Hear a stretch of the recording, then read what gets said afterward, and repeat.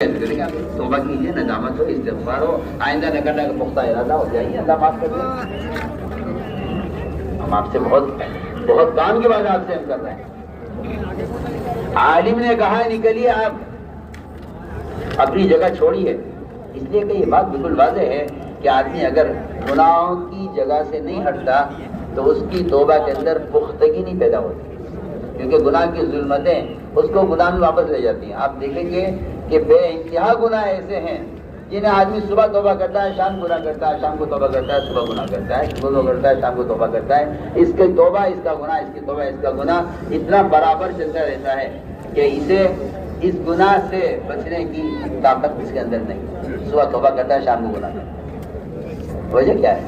وجہ یہ ہے کہ یہ گناہ کے ماحول میں ہی توبہ کر رہا ہے۔ میں بہت آسان مثال آپ کو دیتا ہوں کہ ایک آدمی وہ جہاں میں آپ کروں کہ کسی جگہ پر کسی کمرے میں کوئی انفیکشن پھیلا ہوا ہے اور وہاں کے ماحول بیچارہ پڑا ہوا ہے، وہیں دوا کھا رہا ہے، وہیں پڑا ہوا ہے، تو آپ یہ کہتے ہیں دیکھیے اس کو آپ اسپتال کے کمرے میں آپ جاتے ہیں تو آپ کے جوتے باہر اتار دیے جاتے ہیں، آپ کو اسپتال کا لباس پہنایا جاتا ہے۔ اگر آپ اپنے مریض کی عادت کے لیے جاتے ہیں، اسپتال کہتا ہے آپ اپنے کپڑوں میں نہیں جا سکتے، اپنے جوتوں میں نہیں جا سکتے۔ آپ کو مثال آسان مثال دے رہا ہوں، کیوں کہ آپ جو اثر لے کر آ رہے ہیں اس کا اثر مریض پر پڑے گا، لہذا مریض کو تو ایمرجنسی میں رکھا گیا ہے۔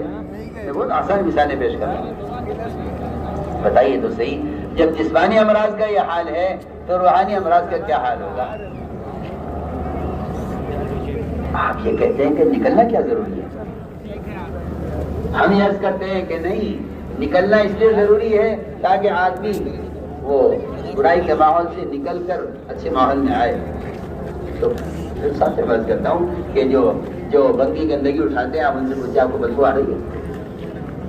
نہیں آئے تو کوئی بدبو نہیں۔ وہ بدبو کے ماحول میں رہتے رہتے اس کے اتنے عادی ہو چکے ہیں کہ آپ وہاں سے گزر نہیں سکتے ناک پکڑے بغیر، سانس روکے بغیر، اور وہ وہاں گھنٹوں کام کرتے ہیں بیٹھ کر اس میں گندگی کے ماحول میں، کیونکہ اس گندگی میں رہتے رہتے ان کے اندر سے اس کی بدبو کا احساس ختم ہو گیا، بدبو کا احساس ختم ہو گیا۔ ہم یہ عرض کرنا چاہتے ہیں کہ مسلمان گناہوں کے ماحول میں ہے، ہمیں چاہیے کہ ہم اس ماحول سے ان کو نکالیں۔ اس طرح میں نے دوستوں میں نے عرض کیا کہ عمل کی اس طرح سے جو پیدا ہوتی ہے وہ ہوتی ہے اپنے ماحول سے نکل۔ اس عالم نے اس خاتون سے کہا کہ اگر تم توبہ چاہتے ہو تو فلاں بستی میں چلے جاؤ، اپنی بستی چھوڑ دو۔ واقعہ مشہور واقعہ ہے، جانتے ہیں، وہاں سے نکلا، وہ راستے میں تھا کہ راستے میں وفات ہو گئی اس کی، ہزار کے فرشتے آگے لے جانے کے لیے اللہ نے اس کے نکلنے پر بستی چھوڑنے پر اللہ تعالیٰ نے اس زمین کو حکم دیا کہ تو سمٹ جا، جہاں یہ جا رہا تھا، جہاں سے آ رہا تھا وہاں زمین کو حکم دیا کہ تو پھیل جا۔ فرشتوں کو بھی دی خبر، اللہ نے اس کی مغفرت کا ایسا خفیہ انتظام کیا کہ فرشتوں کو بھی نہیں معلوم ہو سکا کہ یہ کیا ہوا، اور میں فرشتوں سے ناپ کے دیکھ لوں۔ جو ناپ کے دیکھا تو وہ جہاں سے آ رہا تھا وہ جگہ دور ہو گئی، جہاں جا رہا تھا وہ قریب ہو گئی۔ اسی پر اللہ نے اس دو قتل کرنے والے قاتل کی مغفرت کر دی۔ ہو گئی یہ جگہ پر سب جائیں گے تو پیک ہو جائیں گے۔ تو ہم اصل بات کہنا چاہتے ہیں آپ سے کہ ہمارے کام کا اصل مقصد ہے ہر مسلمان کو اس کی جگہ سے نکالنا۔ دین کی باتوں کو نشر کرنے سے ہدایت نہیں ملے گی، تربیت نہیں ہوگی۔ دین کی بات کو کے دل میں اترنے کی جو اصل جگہ مسجد ہے، یہاں عمل کے ماحول میں آنے سے آدمی عمل والا بنتا ہے۔ ایک نہیں سینکڑوں واقعات ایسے ہیں۔ آپ صلی اللہ علیہ وسلم نے سوامی وسال کو مسجد میں باندھ کر رکھا، 3 دن میں اس کی حالت بدل گئی۔ وقت ثقیل کو مسجد میں رکھا جو فرائض سے انکار کرتے تھے۔ تو یہ اصل بات ہے کہ ماحول میں آدمی آ کر بنتا ہے۔ تو میرے دوستوں عزیزو، نکلنے کی بڑی غرض یہ ہے کہ نمازوں میں کمال پیدا ہو۔ دیکھو میں کہہ رہا ہوں آپ سے، عمر رضی اللہ تعالیٰ عنہ صحابہ کرام کو اللہ کے راستے میں یہ کہہ کر نکالا کرتے تھے کہ میں تمہیں اس لیے بھیج رہا ہوں تاکہ تمہاری نماز میں کمال پیدا ہو جائے۔ آپ بتائیے کہاں صحابہ کہاں ہم؟ لوگ غور کریں، میں کچھ کہہ رہا ہوں، کہاں صحابہ کہاں ہم؟ جنہوں نے آپ سے کے ساتھ نماز پڑھی ہو، جن کی نماز کی آدھی گاڑی کرتے ہوں. عمر رضی اللہ تعالیٰ عنہ صحابہ کو یہ کہہ کر نکال دیں جماعت میں کہ میں تم اس لیے بھیج رہا ہوں تاکہ تمہاری نماز میں کمان پیدا ہو جائے. کیا ان کی نماز صحیح نہیں؟ حدث سے یہ ہے کہ آدمی گھر کی تقاضے، گھر وسیلہ بازاری تقاضے، اس کی وجہ سے نوافل کی، فرائض کی، سنتوں کی عادت ختم ہو جاتی ہے.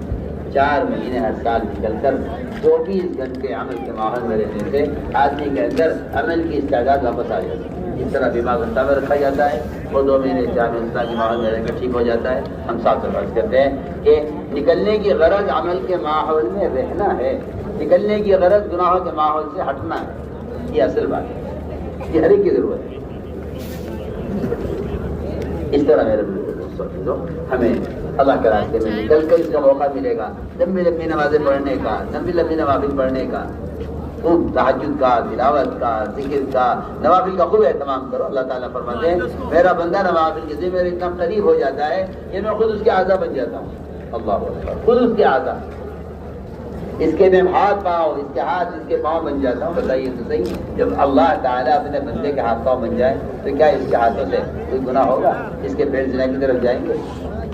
اس کی آنکھ حرام کی طرف اٹھے گی؟ اس کی زبان سے غیبت ہوگی؟ نوافل کی کثرت، آج کل لوگ نوافل کو ہلکا سمجھ کر چھوڑ دیتے ہیں کہ نفل پڑھنا کوئی ضروری نہیں. حالانکہ نوافل کی کثرت بندے کو اتنا قریب کر دیتی ہے، اللہ فرماتے ہیں میں خود اس کا اعضا بن جاتا ہوں.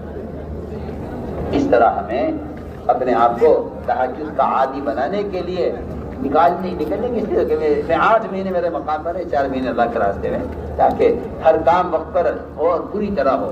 عمل کا عادی بننے کے لیے نکلنا ہے. اس طرح ہمیں تہجد کا خوب اہتمام کرنا ہے. یہ بڑی برکت کی اور بڑی خیر کی چیز ہے، بلکہ علم کو کھولنے کا اس سے بڑا اور کوئی ذریعہ نہیں. اقوى مقیدہ جو ہے نا قرآن مبالغے کے صیغے کے ساتھ اقوى مقیدہ کہ سب سے زیادہ علم کو کھولنے والا جو عمل ہے وہ رات کا قیام اور تہجد ہے. 2 چیزیں قرآن میں ملتی ہیں علم کو کھولنے کی، میں علماء سے عرض کر رہا ہوں. ایک رات کا قیام اور ایک اللہ کے راستے کا خروج. علماء سے کہہ رہا قرآن نے 2 جگہ بیان کیا ہے علم کے کھلنے کو، ایک رات کے قیام میں اور ایک اللہ کے راستے کے خروج اور نفر. تو یہ 2 کام اگر کیے جائیں تو اس سے علم کھل جاتا ہے. ادھر نفر کے ساتھ فرمائیں لیے تفقہوا فی الدین، تاکہ ان کے دین میں تفقہ پیدا ہو علم میں، اور ادھر یہ بتائے کہ رات کا قیام سب سے زیادہ نفس کو کیونکہ کچلنے والا ہے، اس لیے علم کو کھولنے والا ہے. تو میں نے عرض کیا کہ یہ نوافل کا خوب اہتمام کریں، تہجد کو لازم پکڑیں. بڑی بڑی خیریں اور برکتیں اللہ نے رات کے قیام میں رکھی ہیں. بلکہ میں کیا عرض کروں آپ سے، آپ کو شاید بات سمجھ میں نہ آوے میری. صحابہ تو یہ کہا کرتے تھے کہ کافر اور مسلمان کے درمیان تہجد کا فرق ہے. کہاں سو رہے آپ؟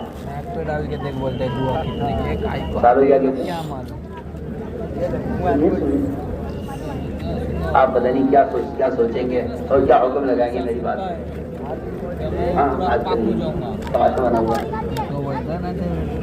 شادی کہتے ہیں کہ کافر اور مومن کے درمیان تہجد کا فرق ہے. آپ قرآن پڑھیے، آپ کو قرآن میں ملے گی جسے میں کہہ رہا ہوں. آپ تہجد معمول سمجھ کے چھوڑ دیتے کہ نفلیں پڑھنا کوئی ضروری نہیں ہے. قرآن میں بھی پڑھیے، حدیث بھی پڑھیے، اور قرآن بھی پڑھیے اور صحابی کا قول بھی پڑھیے. اللہ فرما رہے ہیں قرآن میں قل تمتع بکفرک قلیلا انک من اصحاب النار. کافر کے بارے میں کہہ رہے ہیں کہ کھا لے پی لے کچھ دن دنیا میں، مزے اڑا لے، پھر تیرا ٹھکانہ جہنم ہے. اور بھلا اس کے مقابلے مومن امن ہوا قانت آناء اللیل، بھلا اس کے مقابلے مومن کہ اس کی رات گزرتی ہے عبادت میں، رکوع میں اور سجدے میں، دن گزرتا ہے اللہ تعالیٰ کی اللہ کے خوف سے، اور اس کا وقت دن گزرتا ہے اللہ کی رحمت کی امید پر. کیا یہ دونوں برابر ہو سکتے ہیں؟ یہ قرآن کہہ رہا ہے. پڑھیے آپ قرآن پڑھیے. امن وقانت آناء اللیل ساجدا وقائما يحذر الآخرة ويرجو رحمة ربه قل هل يستوي الذين يعلمون والذين لا يعلمون إنما الذكر والألباب. اس میں تو میں سمجھتا ہوں کہ یہاں تو اس آیت کے اندر تو صاف بتا رہے ہیں یہ تو کافر ہے، یہ تو رات کو سوئے گا، اس صبح تک سوئے گا۔ اور مومن کے نہیں، مومن کے رات تو تہجد میں گزرتی ہے، قیام میں گزرتی ہے۔ پڑھیے آپ قرآن پڑھیے اور ساری کو قول سنیے۔ حضرت رواحہ فرما رہے ہیں اپنے ایک شعر میں، یبید یجافی جنبہ عن فراشہ اذا استثقلت بالمشرکین المضاجع۔ اس شعر کا مطلب ہی یہی ہے کہ کافر مومن کے درمیان وہ کہہ رہے ہیں کہ فرق یہ ہے کہ کافر تو رات کو سوتا ہے، صبح تک سوتا ہے، اس کا بستر پوری رات بھوجن رہتا ہے اس کے جسم سے، جبکہ مومن کا پہلو بستر سے دور رہتا ہے، رات کو مسلح پر رہتا ہے۔ مومن کا جسم مسلح پر رہتا ہے اور کافر کا جسم اس کے بستر پر رہتا ہے۔ یہ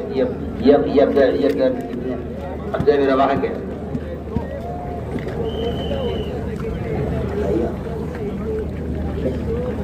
پتہ ہے تجھے، آپ غور کریں نہیں کرتے۔ آدمی کا اپنے مقام پر رہتے ہوئے میں کہتا ہوں کہ جب تک یہ 4 مہینے تہجد کے ماحول میں نہیں رہے گا، یہ تہجد کا عادی ہے۔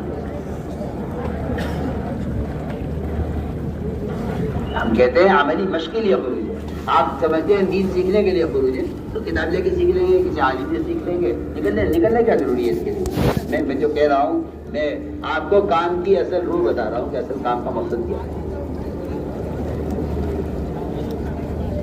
اس طرح ہمیں انشاءاللہ خروج میں خاص طور پر اپنے آپ کو تہجد کا عادی بنانا، رات کے قیام سے اور تہجد سے وہ اللہ نے برکتیں رکھی ہیں۔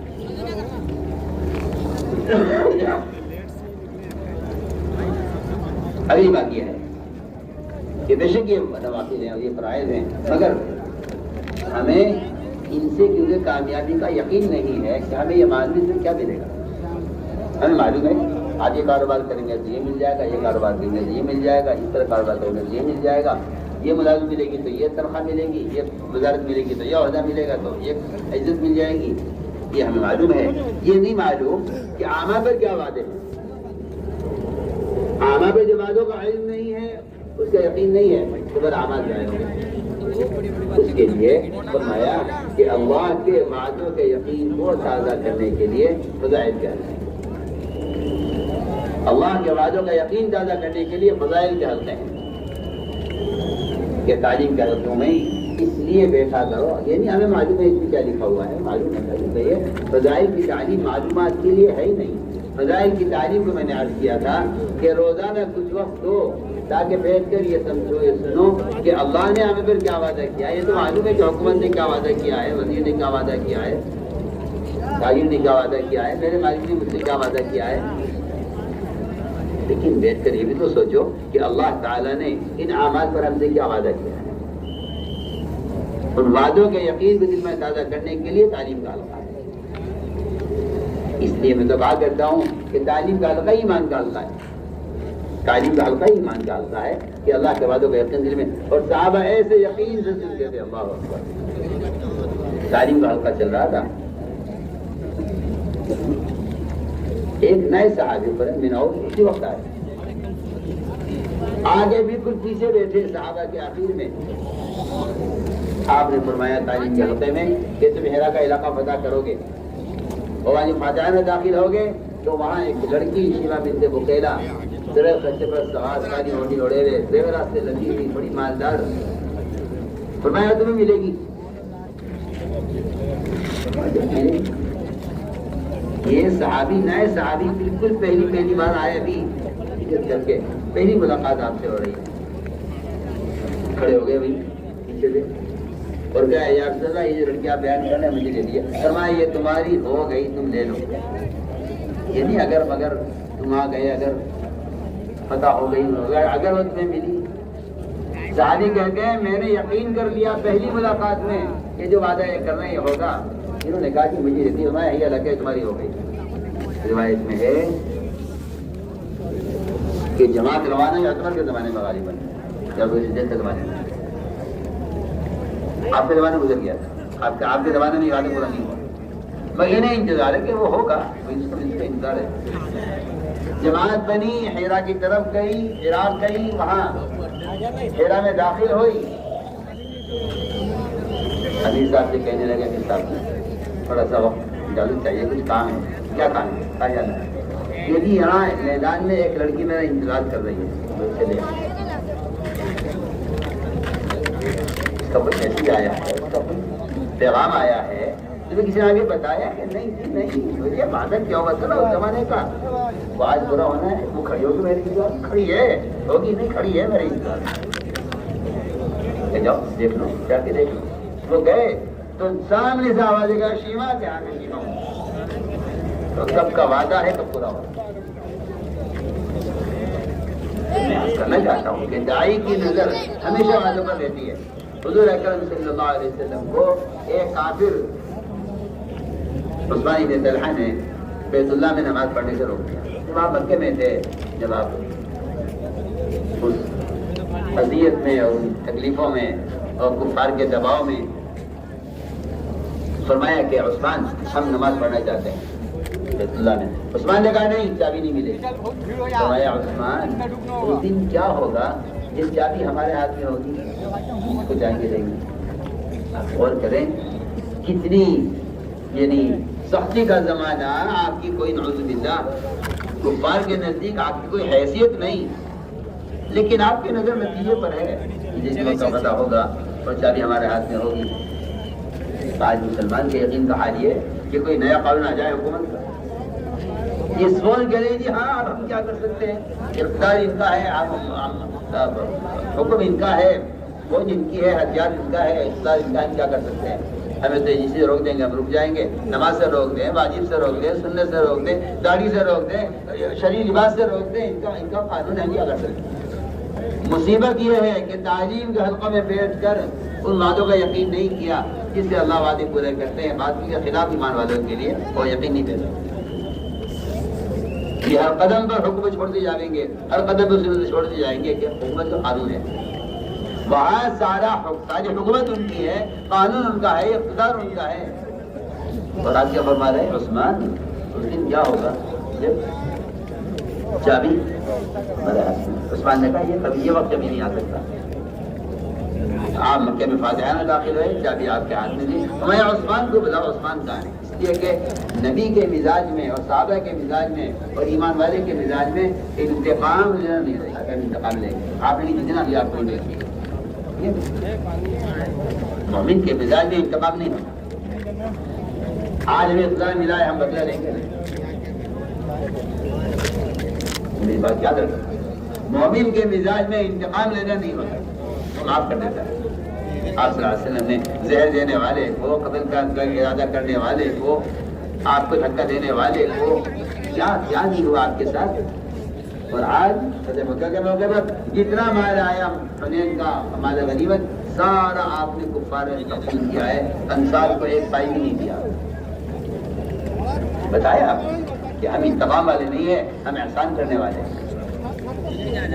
جس نے آپ کو چابی نہیں دی اس دن آپ نے وہ چابی مکہ کے موقع پر عثمان کے ہاتھ میں دی تو عثمان لے کر دی.